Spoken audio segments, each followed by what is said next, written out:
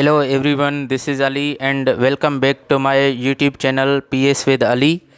Today we have come with a new topic, Sir Syed Ahmad Khan's Educational, Political and Social Services. आज हम बात करेंगे sir Syed Ahmad Khan की educational, social and political services पे। तो firstly जानेंगे सर सैयद अहमद खान जो है वो 17 अक्टूबर 1817 में दिल्ली में पैदा हुए। इन्होंने अपनी कैरियर की पहली job as a clerk start की कोर्ट में, बाद में वो सब जज बने, वो मुख्तलिफ़ पोस्ट्स पे सर्व करते रहे and he was offered high posts by British government. British government ने इनको बहुत सारी हाई पोस्ट्स ऑफ़र की, इवन इनको गवर्नरशिप देनी चाहिए, लेकिन सर रिफ्यूज़ सर ने वो एक्सेप्ट नहीं किया। सर ने क्योंकि ये डिटरमाइन कर चुके थे कि बाकी जो सर्विसेज हैं वो इंडियन मुस्लिम्स को सुजाग करने के लिए हैं। He was man of robust intellect. He was keen interested in writing books on history, religion and other subjects. Sir Syed Ahmad Khan बहुत आला शख्सियत के मालिक थे। इनको बहुत शौक़ था कि ये बुक्स लिखें हिस्ट्री पर, रिलीजन पर और दूसरे सब्जेक्ट्स पर। इतनी बिज़ी लाइफ होने के बावजूद भी सर सैयद अहमद खान ने 40+ बुक्स लिखे मुख्तलिफ़ मौज़ूओं पर और सब्जेक्ट्स पर। अब जानेंगे जो बहुत बड़ी मूवमेंट थी अलीगढ़ मूवमेंट सर सैयद अहमद खान की, जो कि आगे चल के पाकिस्तान का बुनियाद बनती है। तो objectives of Aligarh movement of sir Syed Ahmad Khan, to build up, first point is to build up confidence between British government and Muslims. Aligarh movement का जो पहला मकसद था वो ये था कि बरतानिया की गवर्नमेंट, जो ब्रिटिश गवर्नमेंट थी, जो इंडिया पर हुक्मरानी कर रहे थे, वो और मुस्लिम्स के बीच में कॉन्फिडेंस बने, एक एतमाद आए और वो एक दूसरे के क्लोज़ आएँ और एक दूसरे को समझने की कोशिश करें। To hold back Muslims from politics, sir Syed Ahmad Khan ने शुरू में मुसलमानों को पॉलिटिक्स से दूर रखा, क्योंकि सर समझ गए थे कि फ़िलहाल जो इंडियन मुस्लिम्स थे शुरू में वो पॉलिटिक्स में हिस्सा लेने के काबिल नहीं थे, क्योंकि वो एजुकेशन में, सोशल सर्विसेज में वो बहुत बैकवर्ड थे। Third point is to persuade Muslims to acquire modern language.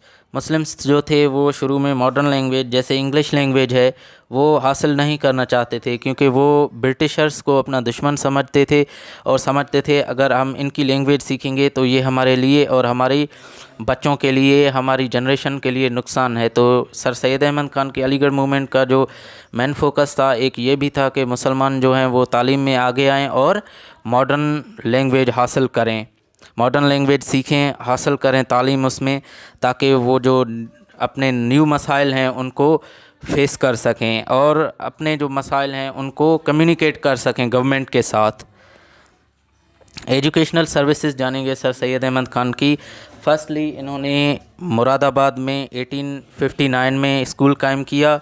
Second school इन्होंने कायम किया गाज़ीपुर में 1862 में, और थर्ड साइंटिफिक सोसाइटी इन्होंने कायम की 1864 में।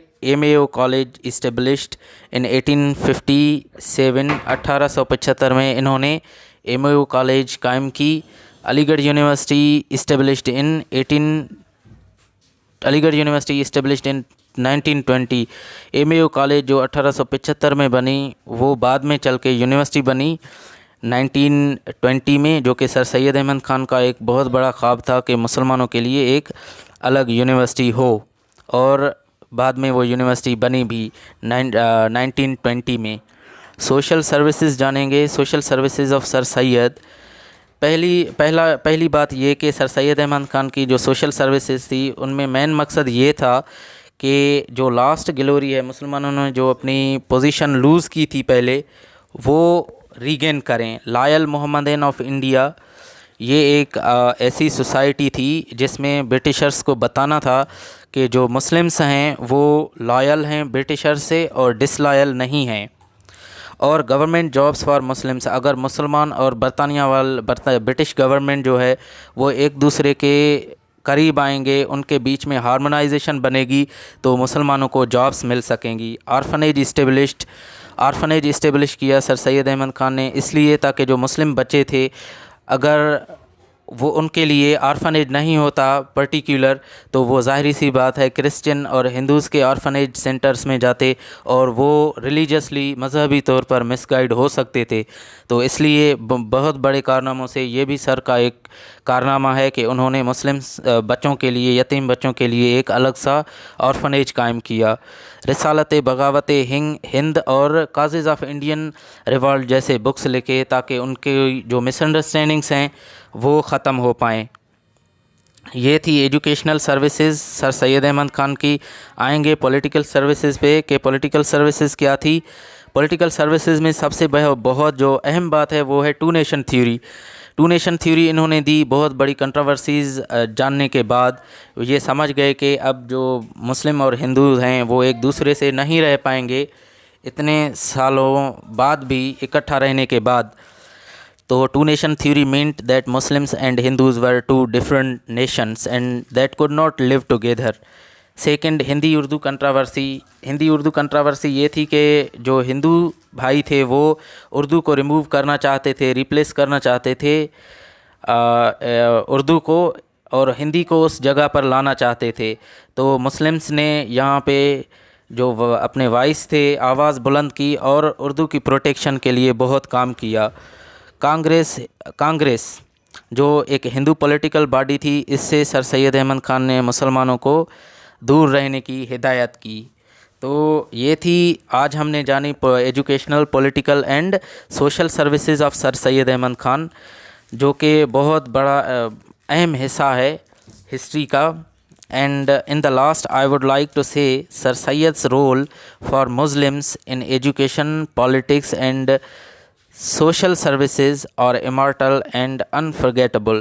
سر سید احمد خان کی جو سروسز ہیں تعلیم میں، ایجوکیشن میں، اور جو ان کی سماجی سروسز تھی سب کانٹیننٹ کے مسلمانوں کے لیے، وہ لافانی اور وہ ایسی سروسز تھی کہ ہم ان کو بھول نہیں سکتے۔ Thanks for watching and stay tuned.